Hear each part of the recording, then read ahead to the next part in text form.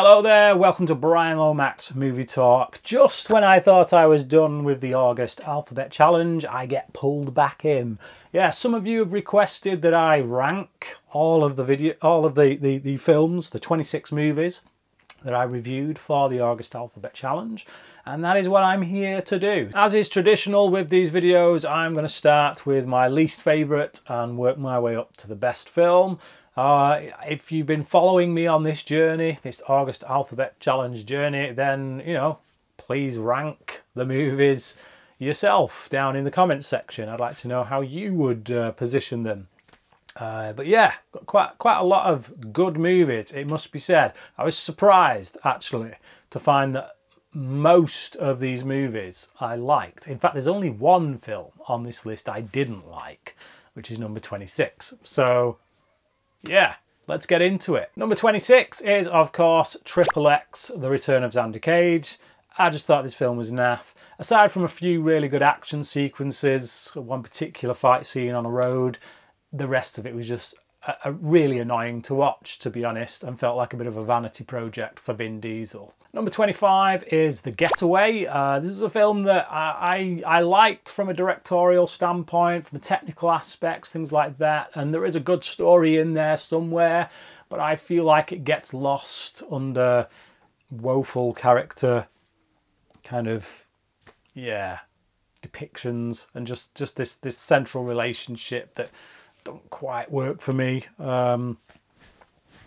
What can I say? Not quite the classic that its reputation would have us believe. Speaking of classics that don't quite live up to their reputation, at number 24 we've got Enter the Dragon. A lot of bad dubbing, a lot of, yeah, kind of static fight scenes that don't quite live up to the hype of, you know, the reputation that Bruce Lee had.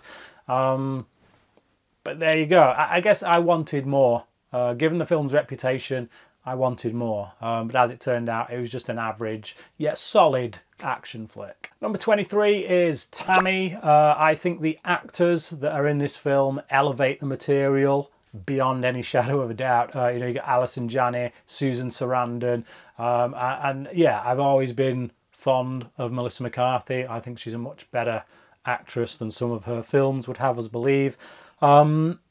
It's a buddy movie that works for the most part, but is kind of bland and generic for most part.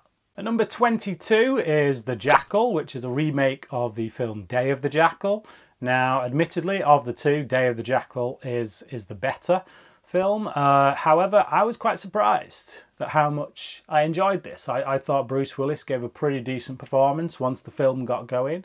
And yeah, aside from Richard Gere's dodgy accent, he still gives a reasonable performance. You know, again, accent aside. But yeah, I'd seen this, or a part of this, way back when it came out. And I was just, yeah, I think I switched it off. I thought it looked horrendous. And coming back to it, I was surprised that, actually, no, it's a pretty solid film. It's nothing special, but it's solid enough. Number 21 is Black Death, filmed by Christopher Smith, whose work, of what I've seen, I've really enjoyed up to now. So yeah, I thought this was a really good period horror film that had some nice surprises that I didn't see coming. It's also got one of the best Sean Bean death scenes, of which he has many. Number 20 is George A. Romero's Night of the Living Dead. This is a film that I probably won't revisit anytime soon, and it's one that I appreciated more than I enjoyed, I think. I still thought it was a really good film. You know, I gave it 4 stars. Everything from here on out is a 4-star or higher film. So yeah, just take that as the context. No, I can see why it's hailed as a classic. I think given the very meager budget and what Romero was able to achieve with that, I think is a really effective low-budget horror film that, yeah, blazed the trail, paved the way. And number 19 is Pale Rider, which is a really solid Clint Eastwood film. If you like Clint Eastwood westerns, then you're going to like this. You know, it ticks a lot of boxes for me when I'm looking for a Clint Eastwood Western. I think the only downside, my only negative really was the female characters. The female characters were kind of terribly written. They did things that I just thought didn't paint them in the best light. But beyond that, it's got some great Eastwood one-liners, some really good characters and shootouts and action sequences, and yeah, just a great performance by Eastwood, as usual. Number 18 is Kubo and the Two Strings. This is a film that has amazing animation, it's got to be said. If you look at some of the behind-the-scenes stuff afterwards and look at the work that's gone into it, it's just really impressive. But it's also a film where the first half for me was a lot better than the second half. The final moments didn't quite hit me emotionally in the way that I felt they should, and that's just what dropped it for me. But it's still an incredible piece of work when you look at the craftsmanship that's gone into it, and a lot of the characterizations and stuff, and some of the themes. I mean, it deals with death. Ultimately, it's a film about death and dealing with that, with loss. So yeah, incredible job for a kids film, family film, whatever. I think some kids probably won't warm to it, and is maybe geared more towards adults in that respect. But yeah, fantastically made. Just didn't quite hit me on the emotional level that I wanted it to, and that's what kind of dropped it down a bit for me. Number 17 is Rocket Man. I've never been the biggest fan of Elton John as a person, although I do like his music. This film kind of, yeah, it changed my perspective on him, it's got to be said, which I think is an immense feat in and of itself. It made me have a bit more respect for where he came from, the challenges he's faced in his life. So yeah, it's a good film, really engrossing character study, and I personally preferred it to Bohemian Rhapsody, which is obviously the closest comparison that would be made, given that it was just a year after that film. Number 16 is Flight. Really great central performance by Denzel Washington with fantastic support by the likes of John Goodman.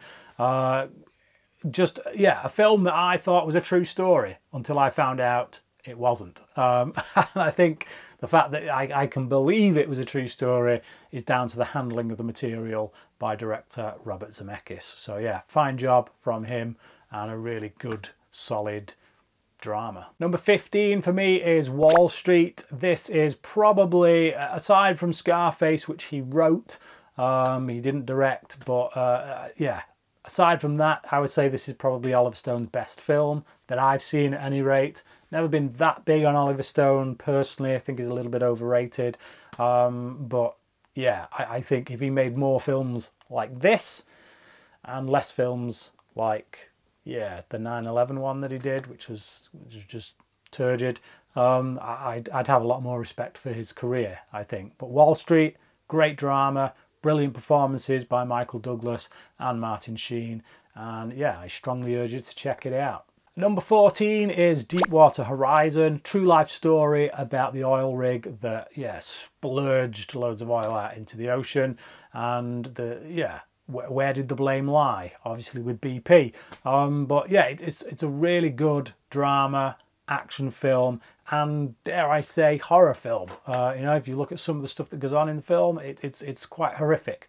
There are certain elements of the film that scare me more than the likes of, yeah, horror films that I've seen, just because of how real it is and the fact that we know this happened and could happen again. Number 13 is Mike Flanagan's horror film Oculus. Yeah, just made me gain even more respect for this guy as a director. Everything I've seen from him so far within the horror genre has been outstanding.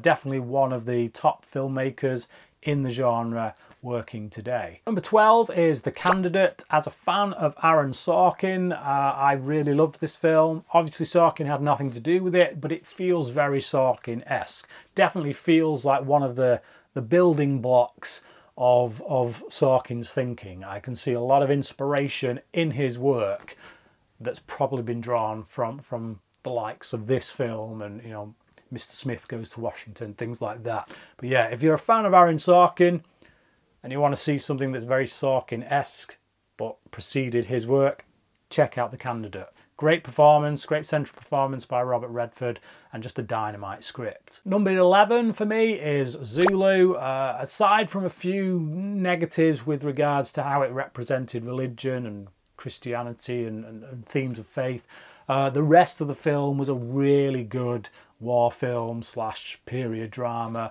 that felt very authentic in its treatment of the Zulu warriors, and is ultimately just a film about bravery within battle, no matter which side you're on, just the fact that you're there fighting other men, and yeah, what that entails, what is necessary to do that. I think it represented all sides very well. Number 10 is Heartbreak Ridge. This is a film that preceded Full Metal Jacket by a year and has, yeah, very much the same kind of layout. You know, it's a film in which a bunch of recruits, we see him getting trained by a hard-ass kind of military guy, played by Eastwood, and then eventually they go off to battle. Now, I think obviously Full Metal Jacket took a much more serious tack on that concept and is ultimately a better film. But yeah, considering this came out a year before, I think it deserves a lot more attention, a lot more respect, and I think Eastwood does a really good job of getting this kind of group of oddball characters together, making us root for them, making us like them, and yeah, just giving us a solid character himself in the central character. Lots of funny moments, lots of really awesome Eastwood one-liners. Yeah, if you're a fan of Eastwood, you're gonna love it. If you're not a fan of Eastwood, this probably ain't going to do anything to change your mind. But hey, I'm a fan, so there you go. Number 9 is Yojimbo, the Akira Kurosawa samurai film starring Toshiro Mifune. This is basically a sequel to Sanjuro, although Sanjuro came afterwards. Sanjuro is a prequel. I prefer Sanjuro just slightly, but it's Kurosawa, you know. On his worst day, he's going to make a pretty decent film. This is a very good movie. I love his samurai work, the stuff that I've seen. This is no different. Great central character, you know, the character of Sanjuro, played by Mifune. I could watch this guy endlessly doing what he does, kind of running rings around people, making it look effortless. Number 8 is Last of the Mohicans. Probably not the strongest performance by Daniel Day-Lewis, but when you look at his career and how great his performances are, that's not really much of a put down, to be honest. By anybody else's standards, still a great performance. But it's more the period. I think Michael Mann does an amazing job with it, does a really great action film, action period drama, and the ending particularly, the last kind of 10-15 minute stretch, is really rousing. It's just, yeah, expertly handled. Michael Mann doing great work. Number 7 is Inside Llewyn Davis. This is a Coen Brothers film that I've always kind of wanted to watch just because it's a Coen Brothers film. But to be honest, always looked a little bit dull to me. Like, it was one that I kind of felt, I'll get around to it at some point. But I'm glad that people in the August Alphabet Challenge voted for it, because it meant that I got off my ass and watched it. Because it's really great. It's a really good Coen Brothers film.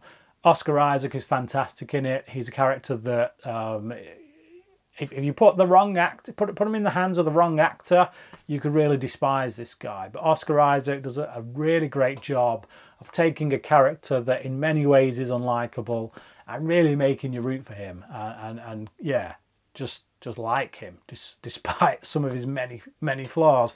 No, I loved it. Loved the music. Excellent soundtrack. Great Coen Brothers film. Number 6 is the Jim Sheridan film My Left Foot, the story of Christy Brown. You know, you want to talk about great performances by Daniel Day-Lewis, look no further. This was incredible. 10 minutes in, probably not even that much to be honest, 2 minutes in, I stopped kind of looking at this as a performance. I just saw the guy. I just saw the man, Christy Brown, I didn't see Daniel Day-Lewis. And yeah, that's Daniel Day-Lewis for you. He can just disappear into a role, and he does that here.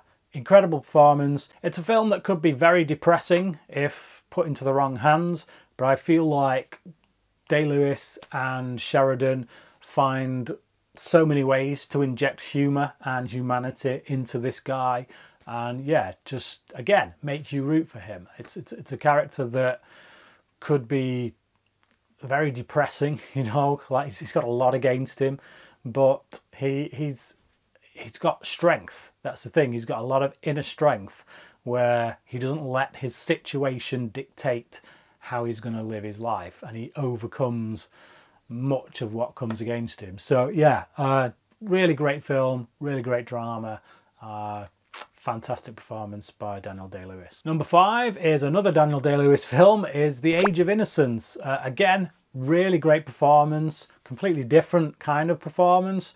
It just follows this man who at one point in the film just makes the wrong choice, and in an understandable way. I think he makes the wrong choice for the right reasons, but ultimately it comes from a moment of cowardice, and that has ramifications on the rest of his life, which towards the end of the film he realizes and acknowledges. And in that respect, it's a tragedy, but it's a tragedy that is really all about the period and the place of women within that period. Yeah, it's a great film by Martin Scorsese, no less, doing a period drama, proving that he's about more than just gangsters. You know, this is a guy who can apply his trade to any type of movie and excel at it. I've gained a lot of respect actually for Martin Scorsese over the past year or so, kind of looking at more of his body of work, you know, outside of films like Goodfellas, The Departed, Casino, seeing other stuff that he does, Silence, Hugo, Age of Innocence.